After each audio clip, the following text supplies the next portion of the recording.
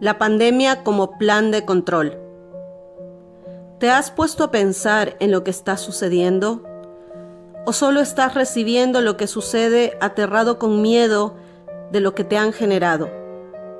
¿Sabes desde hace cuánto tiempo los gobiernos, sean democráticos o sean dictaduras, sean imperialistas o como eran en el pasado monárquicos, conquistadores, han utilizado el miedo, el golpe de un shock, con terror para aturdir a los pueblos, para que éstos no puedan accionar? Desde las conquistas, la utilización de la violencia ha desestabilizado a los pueblos. La violencia ha sido el instrumento de dominio.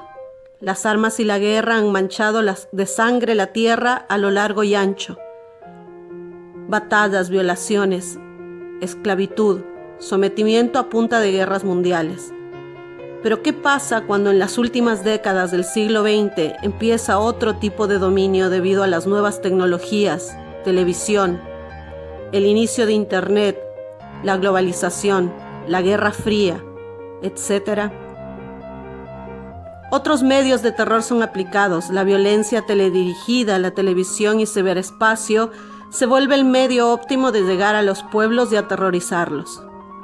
La violencia infringida al individuo desde cortas edades hace que sea muy fácil de manejar. Tanto mujer y hombre han sido sometidos a horarios de trabajo esclavistas durante todo el día para que lleguen a sus hogares, se sienten, no razonen y prendan sus televisores, sus computadores o pasen en línea con sus celulares todo el día, solo recibiendo y recibiendo información. Debido a la velocidad de lo virtual y al cansancio diario por mala alimentación, mal sueño, sobreestimulación física, emocional y mental, solo recibimos la información y la acumulamos. Esto nos hace el esclavo perfecto. Nos creemos libres de aceptamos todo lo que nos digan en la programación digital y virtual. Tenemos tanta sobreinformación que no podemos observar minuciosamente, no podemos separar y mucho menos pensar.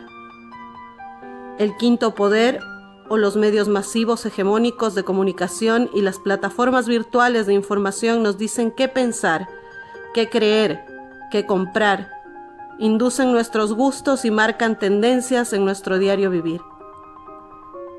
Y han sido fundamentales para generarnos miedo y pavor en los últimos meses. Han sido la pieza fundamental en este desconcertante momento de cuarentenas y pandemia, donde gobiernos, organismos de salud y otros han dado informaciones distorsionadas, confusas y apabullantes. Desde el 11 de marzo se declara por la OMS la pandemia por COVID-19. Las siguientes irregularidades han sucedido. Por una parte, las decisiones que apuntaban a proteger de la infección y de la enfermedad subsecuente a la comunidad en su conjunto, pero a su vez implicaban el potencial de generar efectos perjudiciales para la salud comunitaria, ya sea en la convivencia, en el trabajo, en la educación, en los deportes, en la atención de la propia salud, en la economía doméstica, en la actividad artística o en los ritos religiosos, por solo citar algunas condiciones, han afectado el quehacer del ciudadano.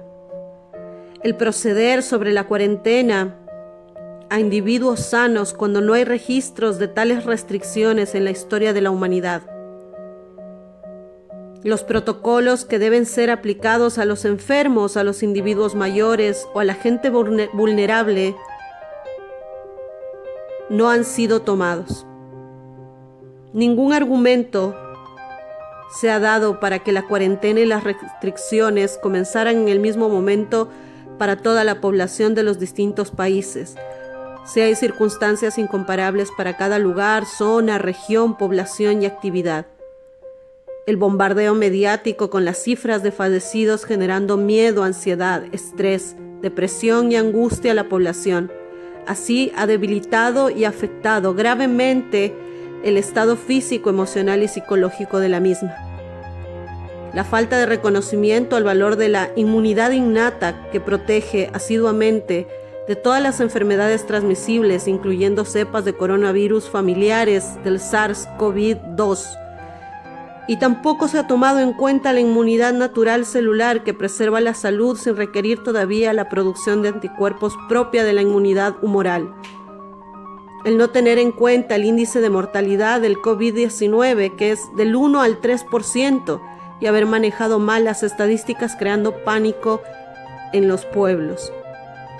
La OMS sugirió en primera instancia el no utilizar barbijos para la población debido a que los consideraba como una falsa seguridad y que solo era necesario la higiene óptima.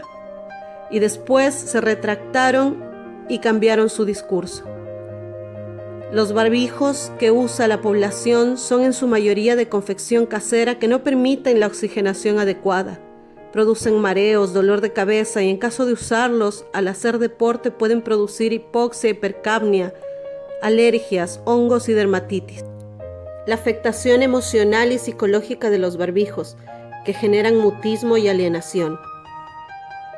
Además, se ha restringido a la población en prácticas que probadamente optimizan las defensas del individuo y de la comunidad, como la actividad física, permanencia al aire libre, los paseos saludables recreativos, etc., pudiéndose llevar a término todas ellas con adecuado distanciamiento social.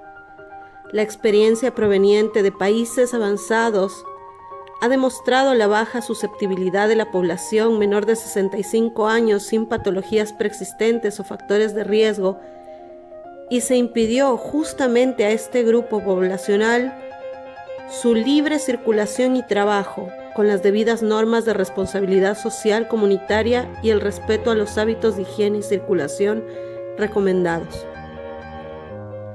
Se dejó de realizar la vigilancia tradicional de virosis respiratorias en personas con síntomas, reemplazándolo por testeos masivos incluyendo personas sin síntomas, incrementando así los casos supuestamente confirmados con los resultados positivos de personas sin COVID-19. No se le dio suficiente importancia a la producción natural de anticuerpos por vía del contagio en población no vulnerable, privilegiando la inmunidad adquirida mediante vacunas. La existencia de presiones y conflictos de intereses, el financiamiento de farmacéuticas, fundaciones y el Gavi a la OMS, por los cuales el aislamiento beneficia a la vacunación, que suele ser más tardía en su desarrollo y aplicación, que otorga menores beneficios, así como mayores riesgos a la salud y costos en relación a la inmunidad innata natural, celular y humoral. Podría haber otros fines detrás de la suspensión de los derechos y de las garantías constitucionales, con grave afectación de los derechos humanos y el bloque constitucional de las naciones en su conjunto.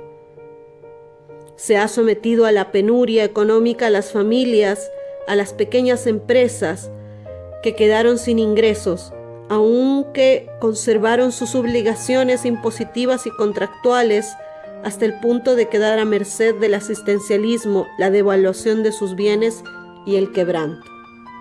Después de toda esta información, te pregunto sinceramente, ¿te das cuenta de lo que está pasando? Acción Humanista Revolucionaria y su fundador, el humanista, Dr. Juan Santa Cruz Torres, hacen un llamado a toda la población para reflexionar, darse cuenta de cómo a través de la pandemia, el miedo y las medidas de la cuarentena, barbijos y vacunas, los gobiernos y las organizaciones de salud juegan con nuestra vida por llenarse los bolsillos de dinero y ejercer sádicamente el control de los pueblos. Despiértate ahora. No esperes más. Lucha por tu libertad, tu vida y tu salud. No a la cuarentena, no a los barbijos, no a la vacuna siniestra.